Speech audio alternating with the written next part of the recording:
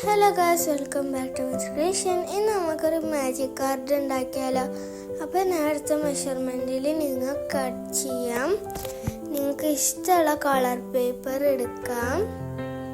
നമുക്ക് 0.5 സെൻറ്റിമീറ്ററിൽ glue apply ചെയ്യാം.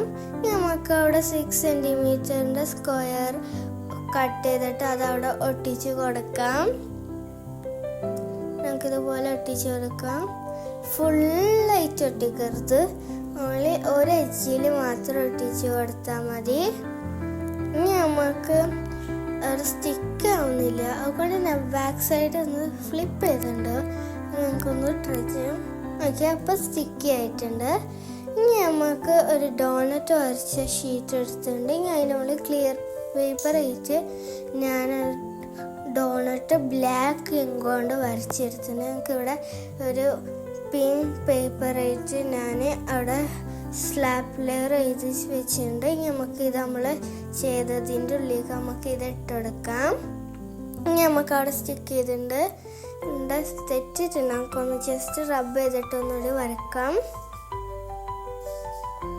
നമ്മുടെ മാജിക് കാർഡ് റെഡി ആയിട്ടുണ്ട്. നമുക്ക് നല്ല രീതിയിൽ വരക്കാണ്ട്. അപ്പോൾ ഇന്നത്തെ വീഡിയോ ഇത്രയുള്ളൂ. ബൈ.